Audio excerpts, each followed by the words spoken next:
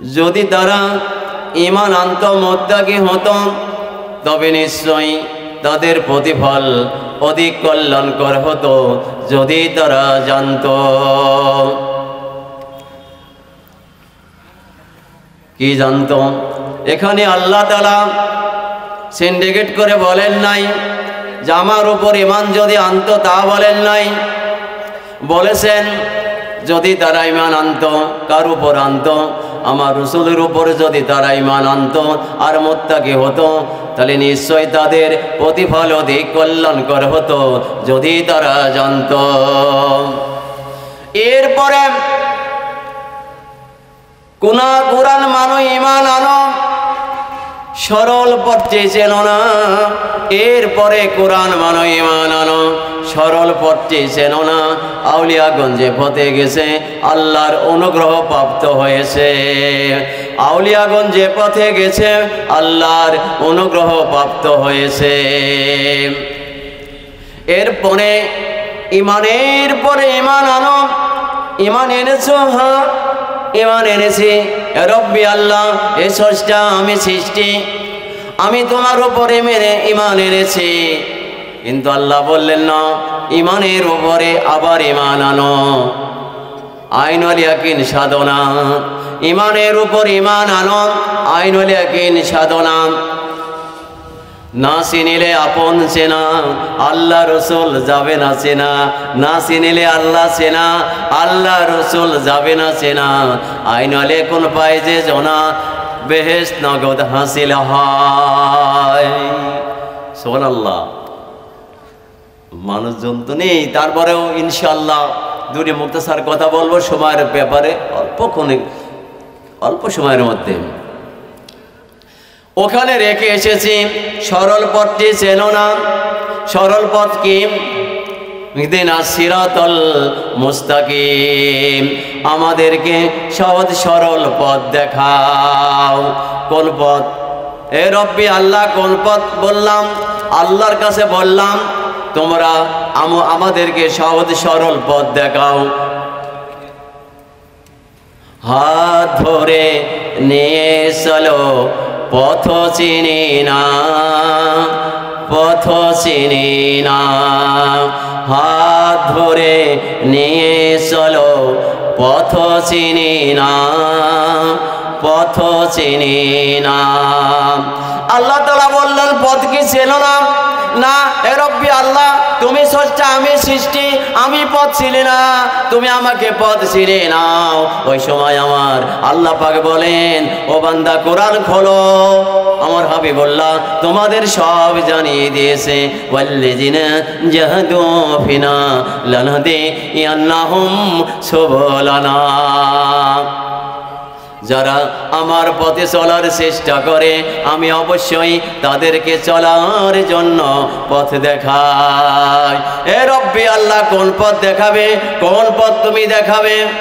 আমি তোমার কাছে পথ চেয়েছি, তুমি কোন পথ দেখাবে? আল্লাহ তাআলা বলল, ইত্তাবিউ মান লা ইয়াসআলুকুম আজরুহুম মুহতাদুন। তোমরা তাদের কাছে যাও যারা জানে, বিনিময়ে কিছু প্রার্থনা করে না। তাদের কাছে যাও, তাদের হাত ধরো, তারা আমার পথ তোমাকে দেখিয়ে দেবে। আতিউল্লাহ, আতিউর রাসূল, এবং আমার রাসূলের পথ তিনি দেখিয়ে দিবেন। সুবহানাল্লাহ, আল্লাহু আকবার। এই পথ কোনো এমপি মন্ত্রীর পথ নয়, এ পথ কোনো উকিল ব্যারিস্টারের পথ নয়, এ পথ কোনো এমপি মন্ত্রীর পথ নয়, উকিল ব্যারিস্টারের পথ নয়, কাপ্তাই, দুবাই, লন্ডন, আমেরিকা যাওয়ার পথ নয়। তাহলে কোন পথ? এটা কোন পথ? নবীদের আনিত পথই হলো সহজ সরল পথ। এ পথ ব্যতীত অন্য কোনো পথ সহজ সরল হয় না এবং হতে পারে না। সুতরাং কোনো মানুষ যদি নবীর আনিত সহজ সরল পথ ত্যাগ করে অন্য কোনো পথ অবলম্বন করে, ব্যক্তি তা করতে পারে, এই স্বাধীনতা তার রয়েছে। কিন্তু এ পথ মানব মনের চাহিদা অনুসারে তাকে শান্তি দিতে পারবে না। পারবে কি? তাকে শান্তি দিতে পারবে না। তাই ইউরোপ আমেরিকার তরুণ তরুণীরা দিশেহারা হয়ে শান্তি খোঁজে। রাশিয়ার দর্শন, ফিলোসফি, খাদ্যই সব কিছু, আর কিছু নেই। ভেটো মারা কথার মধ্যে শান্তি নেই, রাজতন্ত্রে শান্তি নেই, গণতন্ত্রে শান্তি নেই, জাতীয়তাবাদীতেও শান্তি নেই, সমাজতন্ত্রে শান্তি নেই। তবে শান্তি কোথায়? শান্তি কোথায়?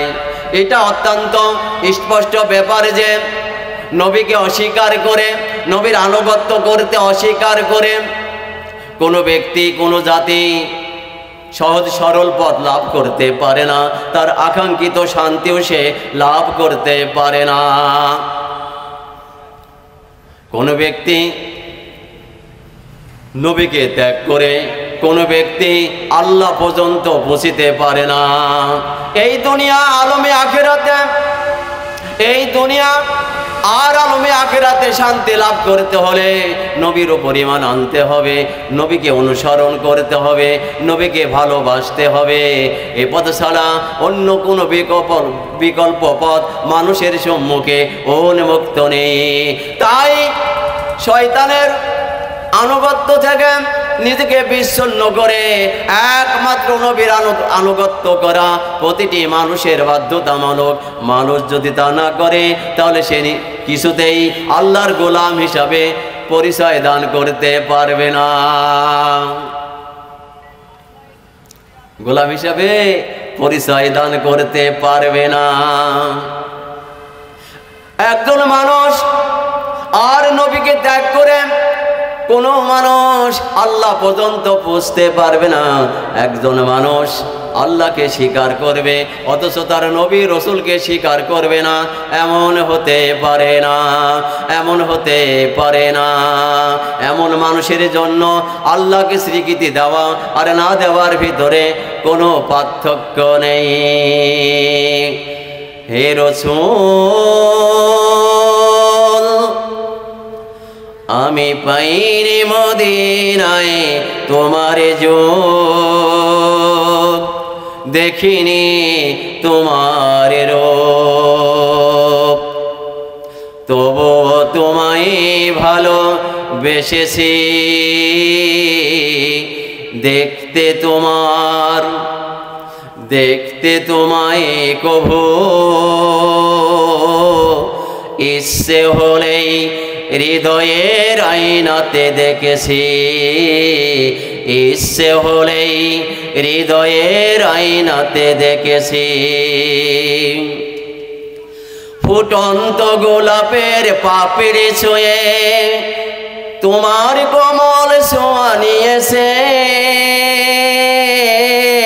ফুটন্ত গোলাপের পাপড়ি ছুঁয়ে তোমার কোমল ছোঁয়া নিয়েছে। তোমার রূপের ছটা দেখেছি ভ্রমরের গুঞ্জনে পাখির গানে, ভ্রমরের গুঞ্জনে পাখির গানে। তোমার ওই সুরন শির, তোমার ওই শিরেন সুর শুনেছি ভ্রমরের গঞ্জনে পাখির গানে, ভ্রমরের গঞ্জনে পাখির গানে। তোমার ওই শিরেন সুর শুনেছি ভ্রমরের গঞ্জনে পাখির গানে, ভ্রমরের গঞ্জনে পাখির গানে। হে রাসূল, আমি পাইনি মদিনায় তোমার যোগ, দেখিনি তোমার রূপ, তবু তোমায় ভালোবেসেছি। দেখতে তোমায় কভু ইচ্ছে হলেই হৃদয়ের আয়নাতে দেখেছি, ইচ্ছে হলেই হৃদয়ের আয়নাতে দেখেছি। তাই আল্লাহ তাআলা বললেন, কেউ বললেন নামাজের ব্যাপারে নামাজের ওয়াজ করবেন, কেউ বললেন যে কথা শুনিনি সে কথা বলবেন। ভাইজান, সময়ের অভাব, সময়ের অভাব, বেশি কথা বলতে পারবো না। নামাজের কথা শোনার জন্য বলেছেন, নামাজের দিকেই কিছুটা যাব। আল্লাহু আকবার। যার মাধ্যমে নামাজ হেফাজত হয় আর ওয়াক্তি নামাজ তার কায়েম হয়। যার মাধ্যমে নামাজ হেফাজত হয় আর ওয়াক্তি নামাজ তার কায়েম হয়। والذين صلاتهم والذين هم على صلاتهم يحافظون। যারা নামাজের প্রতি যত্নবান, আল্লাহ বললেন যারা নামাজের প্রতি যত্নবান, যারা নামাজের প্রতি যত্নবান হয় আর ওয়াক্তি নামাজ তার কায়েম হয়। তাই জীব জগতের ঊর্ধ্বে চলো, জীব জগতের উঠতে চলো। শয়তান নেই সে তাই দখল। যিনি বসে আছেন পাশে তিনি আমার শিক্ষক, তার কাছে থেকে শিক্ষা করেছি। খানা খাই এখানে বসে নাই, তিনি হচ্ছে মহাদেশ। সেই সময়ের 6টা ডিগ্রি নিয়েছে, একটা ডিগ্রি নয়। হয়তো মনে করতে পারেন মনে হয় খামাখাই বসেছি, আসলে তা নয়। ইনি আমার শিক্ষক, মার্তাদা তাজ। তাই 2টা কথা বলছি, ইনশাল্লাহ দোয়া করবেন। তাই কি হলাম, এই দুনিয়ার মধ্যে শয়তানের সব জায়গায় দখল আছে, সিজদা কোথায় দিবে এই কথা ফকিরিরা বলে। কিন্তু আসল কথা হলো জীব জগতের ঊর্ধ্বে চলো, শয়তানের নেই সেটা দখল। কি বললাম? জীব জগতের ঊর্ধ্বে চলো, শয়তান নেই সেটা দখল। শয়তান সেখানে সিজদা দিতে পারে না, দখলও করতে পারে না। এই জন্যই তো বলি, কথা হলো নামাজের কথা এইটা। এই জন্য আল্লাহ তাআলা বলছেন, প্রভু ডেকেছে আমায়, প্রভু ডেকেছে আমায় নিকটে যেতে। এ রব্বি আল্লাহ, এ স্রষ্টা, আমি সৃষ্টি, আমি কেমন করিয়া তোমার নিকটে যাব? কহে নিকট গিয়া সেজদা করিতে, নিকট গিয়া তার সেজদা করিতে। অসজুদ অক্তারিব, সেজদা করো আর আমার নিকটবর্তী হও। সূরা আলাক 19 নম্বর আয়াত। ঠিক আছে কিনা স্যার? সূরা আলাক 19 নম্বর আয়াত। অসজুদ অক্তারিব, সেজদা করো আর আমার নিকটবর্তী হও। হ্যাঁ, কুল্লে মুমিনিন, তুমি মুমিনের কথা বলেছো। হে আল্লাহ, তুমি মুমিনের কথা বলেছো, কিন্তু কুল্লে মুমিনিন কি? আল্লাহর কাছে প্রশ্ন করো। আল্লাহকে প্রশ্ন করলে আল্লাহ উত্তর দেবে, প্রশ্ন না করা পর্যন্ত উত্তরে দেবে না। আবার কুল্লে মুমিনিন কি? কুল্লে মুমিনিন, এবার আল্লাহ উত্তর দিচ্ছে কুল্লে মুমিনিন একওয়াতুন, প্রবল আকর্ষণ, একওয়াতুন প্রবল আকর্ষণ, একওয়াতুন প্রবল আকর্ষণ।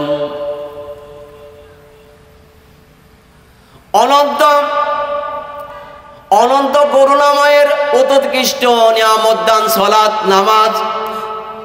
এমন নামাজ, এই নামাজ এত নিয়ামত আল্লাহ তাআলা দান করেছেন দুনিয়ার মধ্যে মানুষের কাছে, রসুলের কাছে দিয়েছিলেন। এই জন্য রসুলরা শিক্ষা দিয়ে গেলেন এই দুনিয়ার মধ্যে। এইটা হচ্ছে আল্লাহর বড় নিয়ামত, সেটার নাম কি? সালাত।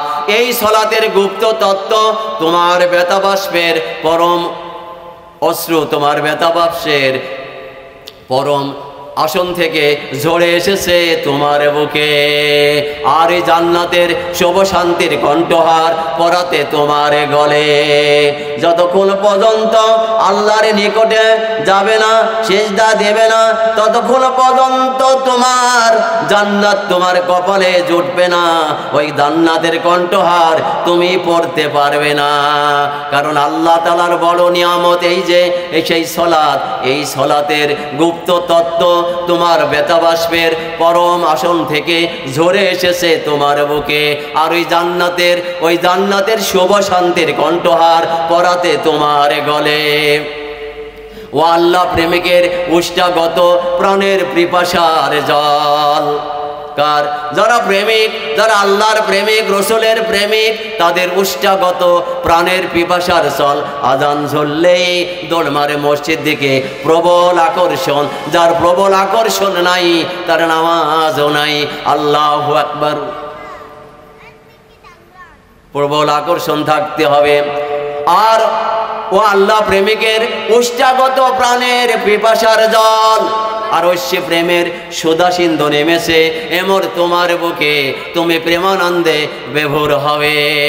যখন ঐশ্য প্রেম আল্লাহর সাথে হবে, রসুলের সাথে হবে, তোমার মধ্যে তখন প্রেমানন্দ বিরাজ করতে থাকবে। এই কথাটি আল্লাহ তাআলা সূরা ফারজের মধ্যে বলে দিলেন, ইয়া আইয়াতুহান নাফসুল মুতমাইন্না ইরজি ইলা রাব্বিকি রাদিয়াতাম মারদিয়া ফাদখুলি ফি ইবাদি অদখুলি জান্নাতি। ওহে প্রশান্ত আত্মা, তুমি তোমার রবের নিকট ফিরে এসো সন্তুষ্ট চিত্রে, সন্তুষ্ট ভাজন হয়ে, আর আমার দাসদের অন্তর্ভুক্ত হও, আর ওই জান্নাতে প্রবেশ করো। দাস কারা? এই দাস কারা? কার অন্তর্ভুক্ত হতে গেল দাসের? এই দাস হলো নবী, রসুল, সাহাবায়ে কিরাম, তাবে তাবিন, ওলি আল্লাহগণ, হাক্কানি আলেমগণ। এই দাসদের অন্তর্ভুক্ত হও আর ওই জান্নাতে প্রবেশ করো। কি করো? ওই জান্নাতে প্রবেশ করো। কার কথা? আল্লাহর কথা। আল্লাহ বললেন না যে আমার জান্নাতে প্রবেশ করো, ওটা আল্লাহর জান্নাত নয়, ওটা হচ্ছে বান্দার জান্নাত। এই জন্য বললেন ওই জান্নাতে প্রবেশ করো। এটা হলো কার কথা? আল্লাহর কথা। যখন তুমি কি হবে? তুমি প্রেমানন্দে বিভোর হবে, তখন আল্লাহ বলল ওই জান্নাতে প্রবেশ করো। কারণ জান্নাত হলো, জান্নাতের 8টি দরজা আছে, তার মধ্যে তওবার দরজা একটা খোলা রেখেছে। কিছুক্ষণ আগে আমার শিক্ষক বলেছেন লা ইলাহা ইল্লাল্লাহ, এটা বিপ্লবী কালেমা। এই কালেমার মাধ্যমে সমস্ত মানুষের রিজিক এই দুনিয়ার মধ্যে আসে। এই কালেমা হচ্ছে সমস্ত মানুষের রিজিক। আর হচ্ছে আর আকাশ হচ্ছে কি?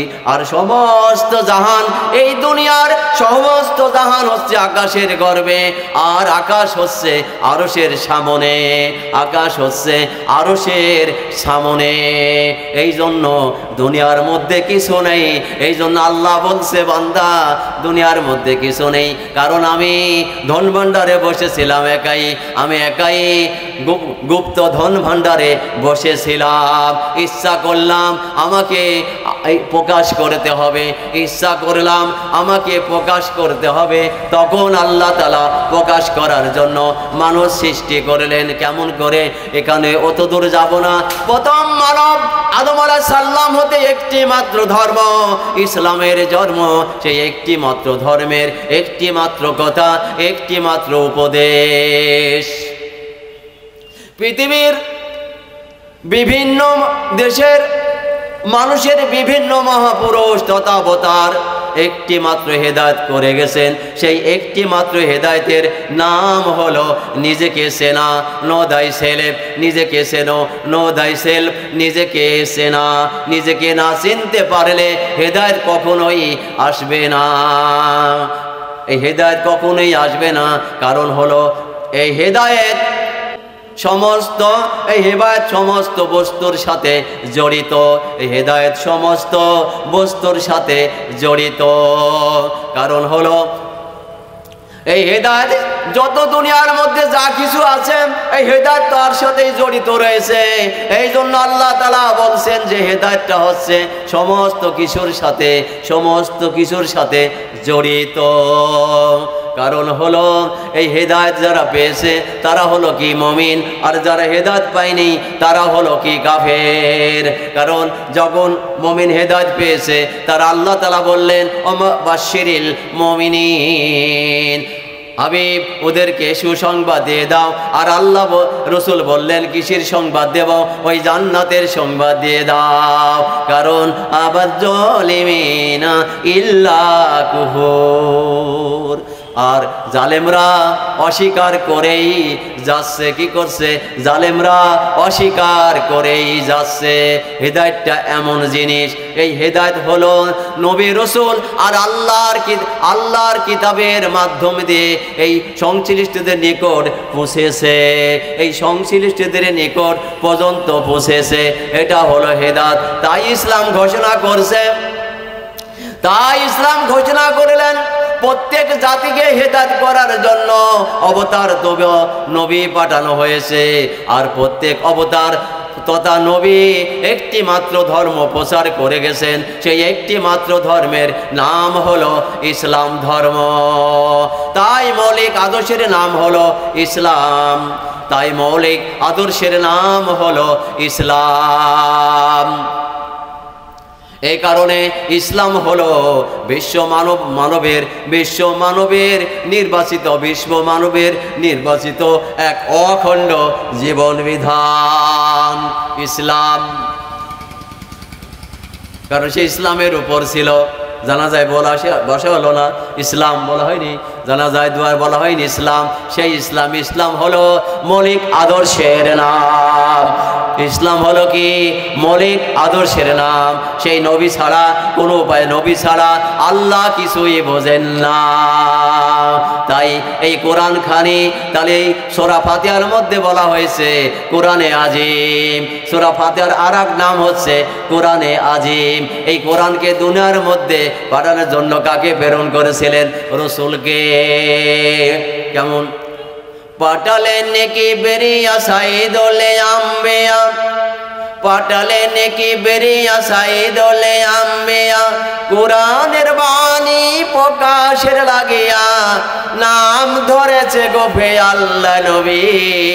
আমার দেহ মন বলে নবী নবী, আমার দেহ মন বলে নবী নবী, আমার দেহ মন বলে নবী নবী।